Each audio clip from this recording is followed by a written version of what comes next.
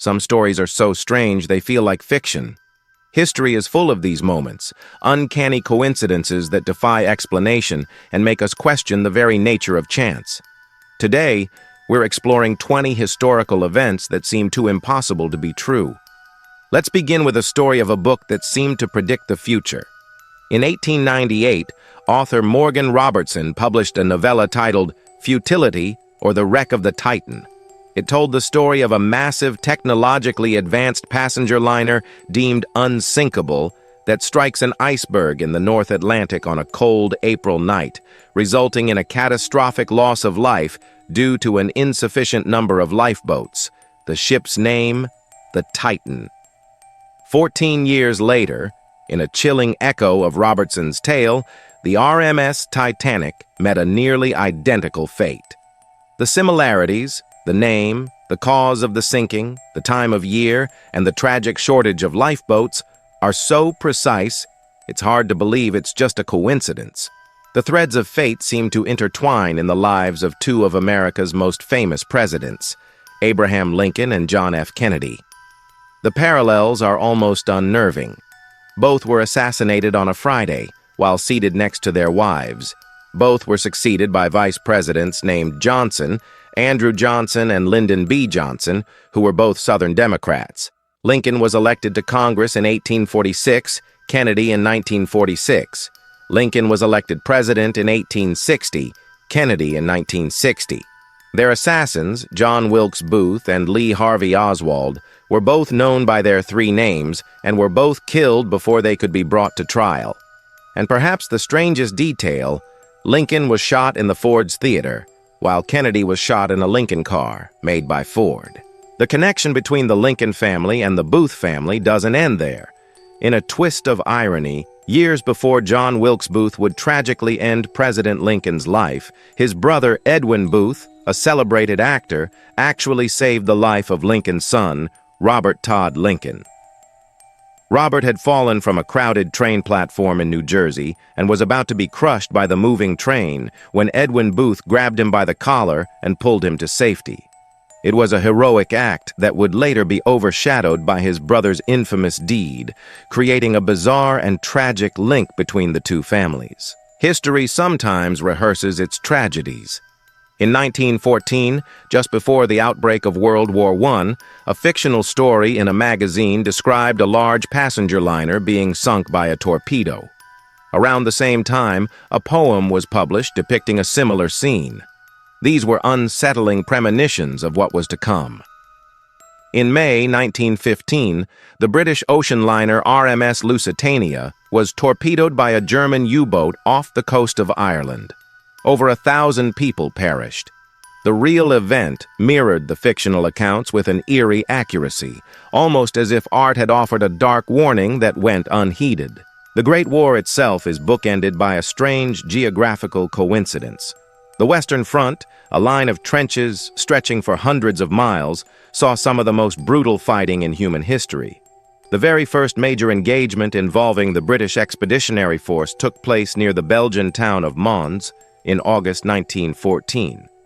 4 years and millions of lives later, the final shots of the war for the British and Commonwealth forces were fired in that very same area, just hours before the armistice took effect on November 11, 1918. The war, in a sense, ended right where it began. Some people seem destined to be linked with cosmic events. The great American author Mark Twain was one of them. He was born in 1835, just 2 weeks after Halley's Comet made its brilliant pass by Earth. Twain often commented on this, famously predicting, "I came in with Halley's Comet in 1835. It is coming again next year, and I expect to go out with it." As fate would have it, on April 21, 1910, just 1 day after Halley's Comet reached its closest point to the sun on its return journey, Mark Twain passed away. He came in with the comet, and he went out with it. Even monumental feats of engineering can have their own strange tales. The construction of the Hoover Dam in the 1930s was a dangerous undertaking, claiming the lives of many workers. The very first official fatality was a man named J.G. Tierney, who drowned in the Colorado River on December 20th, 1922, while conducting survey work. In a tragic and symmetrical twist of fate, the very last man to die during the project's construction passed away on the exact same date, 13 years later, December 20th, 1935. His name was Patrick Tierney, and he was J.G. Tierney's son. Not all historical oddities are tragic. Some are just absurd. Take Australia's Great Emu War of 1932. Following World War I, thousands of veterans were given land to farm in Western Australia, but their efforts were being thwarted by an army of about 20,000 EMUs who were damaging crops. The farmers, many of them ex-soldiers, petitioned for military aid. The government obliged, deploying soldiers armed with machine guns. What followed was a fiasco. The emus proved to be surprisingly difficult targets, scattering in all directions and moving too quickly. After several failed attempts and a great deal of wasted ammunition, the military withdrew. The emus had, for all intents and purposes, won. Civil wars tear families and nations apart, sometimes in shockingly direct ways. During the American Civil War, it wasn't uncommon for brothers to find themselves fighting on opposing sides, one for the Union, one for the Confederacy. In the chaos of battle, it was entirely possible for two brothers to face one another across a field, unaware of the other's presence.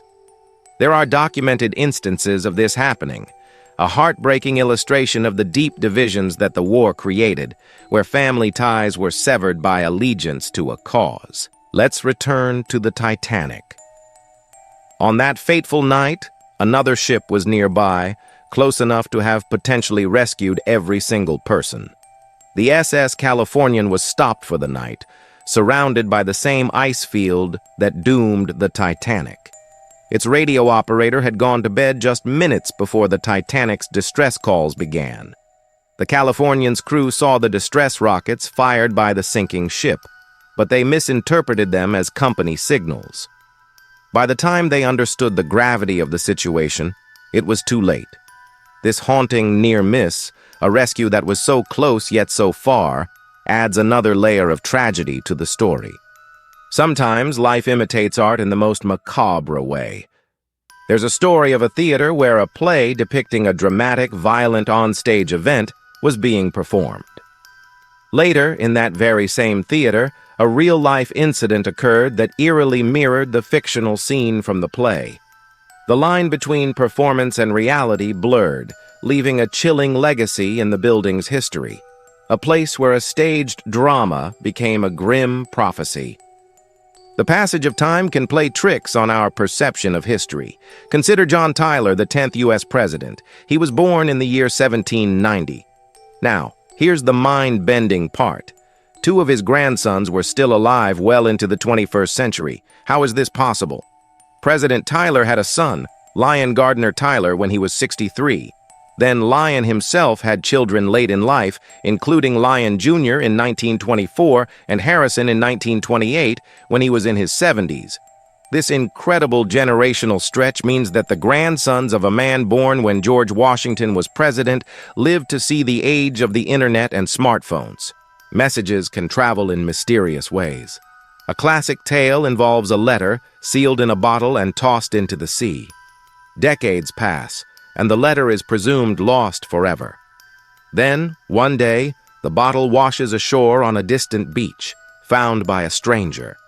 Through an improbable series of events, the letter is eventually delivered not to the original writer, who had long since passed away, but to their child or grandchild. The message, sent out on a whim so many years before, finally completes its impossible journey, closing a loop across time and tides. Have you ever met someone who looks exactly like you? It's an unsettling experience. Now imagine you're a king. In the late 19th century, King Umberto I of Italy was dining at a small restaurant when he noticed the owner looked identical to him. As they talked, the coincidences piled up. They were both named Umberto, both born on the same day in the same town, and both had married a woman named Margarita. The restaurateur even mentioned he had opened his business on the same day as the king's coronation. The next day, the king was informed his doppelganger had been killed in an accident.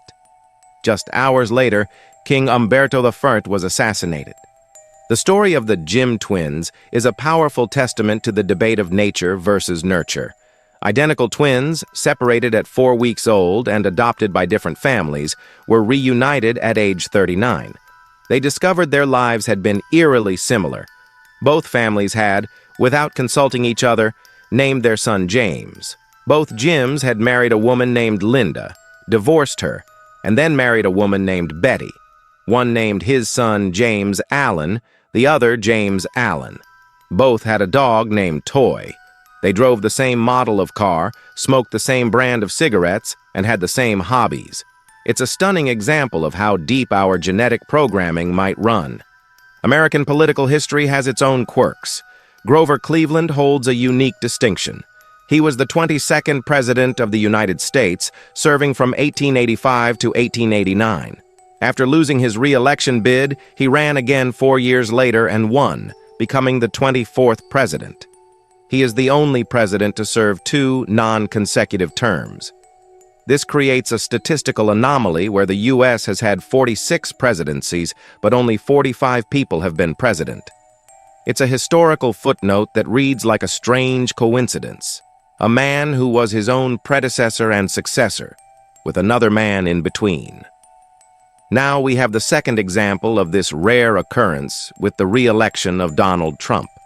Here is a story that sounds like it was pulled straight from a cartoon. A man in 1930s Detroit named Joseph Figlock was walking down the street when a baby fell from a 4th-story window. The baby landed on Mr. Figlock, and miraculously, both were unharmed. A year later, a similar event occurred. The very same baby fell from the very same window, and once again landed on the unsuspecting Joseph Figlock as he happened to be passing by. And again, both survived without serious injury. To have it happen once is a miracle. To have it happen twice to the same 2 people is just baffling. The echoes of war can ripple across generations in the most tragic ways. A British soldier fighting in World War I was struck by a bullet or shrapnel, but survived the injury. Decades later, during World War II, his grandson was fighting in the exact same region of France. The grandson was tragically killed. An investigation revealed that the fatal shrapnel that struck him came from an old, unexploded shell that had been lying dormant in the ground since the First World War. A piece of the old war reached across time to claim a life in the new one. Violet Jessup was a woman who seemed to tempt fate at sea. She was an ocean liner stewardess who was aboard the RMS Olympic when it collided with another ship in 1911. She was fine. A year later, she was a survivor of the sinking of its sister ship, the Titanic. You would think she'd stay on dry land after that. But no, during World War I, she served as a nurse on the HMHS Britannic, the third sister ship. In 1916, the Britannic struck a mine and sank. Jessup survived this third disaster as well, cementing her legacy as Miss Unsinkable. Finally, we have the incredible story of Tsutomu Yamaguchi. On August 6, 1945, he was in Hiroshima on a business trip when the United States dropped the first atomic bomb. He was seriously injured, but survived. He made his way back to his home, which was in Nagasaki. 3 days later, on August 9th, while describing the horror of the Hiroshima blast to his supervisor, the second atomic bomb was detonated over Nagasaki. Once again, he was within the blast radius, and once again, he survived. Tsutomu Yamaguchi is the only person officially recognized by the Japanese government as having survived both atomic bombings. His life is a testament to both incredible luck and the terrifying power of human invention. From cosmic alignments to improbable survivals, history is woven with threads of coincidence that challenge our understanding of the world. Are they merely random chance, or is there a hidden pattern we can't see?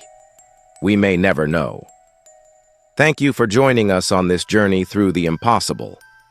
If you enjoyed these stories, please consider liking this video and subscribing for more explorations into the mysteries of the past.